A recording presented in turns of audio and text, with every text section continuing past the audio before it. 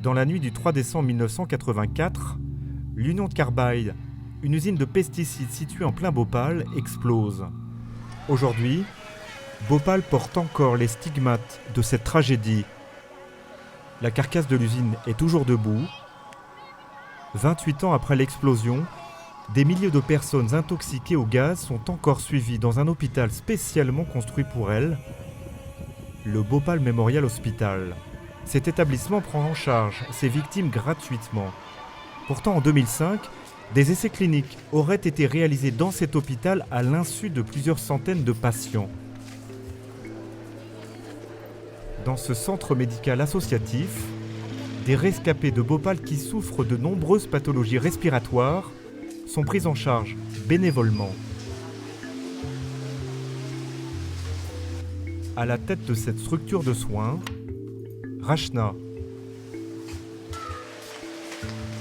Depuis plusieurs mois, cette activiste mène un nouveau combat. Elle s'intéresse aux conditions de réalisation des fameux tests cliniques menés au Bhopal Memorial Hospital.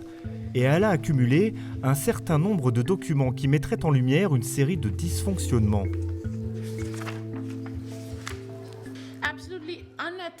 Tout ce qui s'est passé est totalement dépourvu d'éthique et totalement illégal. Le guide des bonnes pratiques cliniques indiennes dit clairement que les gens à autonomie réduite ne devraient pas participer à des essais cliniques.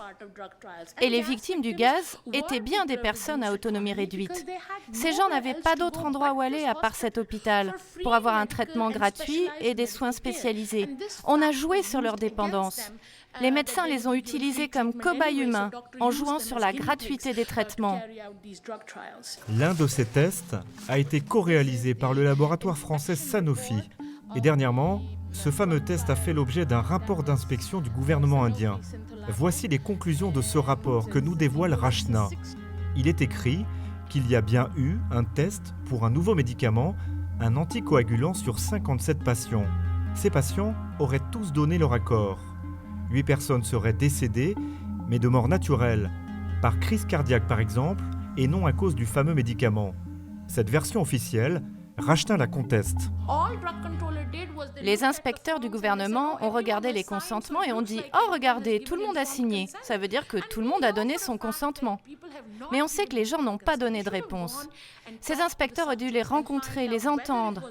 Toutes les victimes que nous avons rencontrées nous ont clairement dit que jamais le mot essai clinique n'avait été mentionné, ni devant eux, ni devant leur famille. Qu'est-ce qui était mentionné ?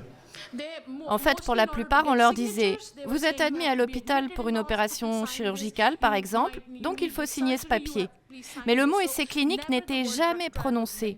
D'autres types de formulaires ont été utilisés, qui ont fait office de consentement. Mais ce n'est pas tout. Selon elle, cet essai conduit par Sanofi poserait un grave problème de conflit d'intérêts. Ça, c'est le médecin responsable du fameux essai. Et la personne qui a approuvé ce test à l'hôpital, c'est sa femme, secrétaire du comité d'éthique. C'est quoi ce comité d'éthique ? C'est le comité d'éthique qui a approuvé l'essai clinique en question, conduit au Bhopal Memorial Hospital. Un essai conduit par une femme pour son mari. Conduit par son mari. C'est un business familial. Oui, c'est un business familial. Et l'épouse a elle aussi été rémunérée pour ça, comme son mari.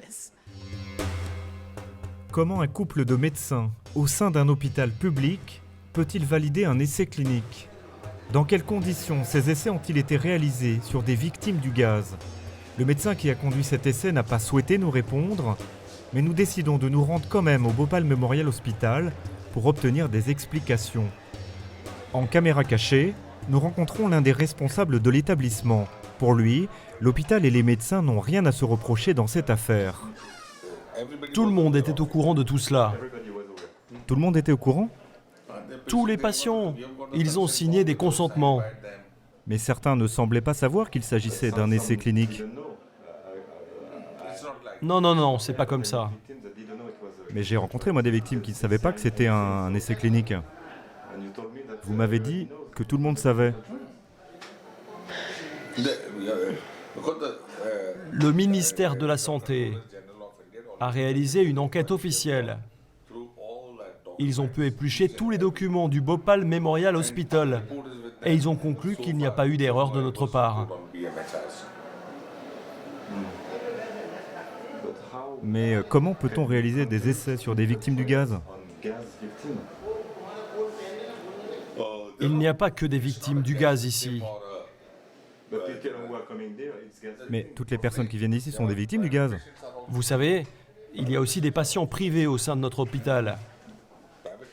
Et pour les essais cliniques, il y a eu un comité d'éthique qui a tout validé. Je vous le répète, il y a eu un comité d'éthique qui a approuvé ces essais cliniques.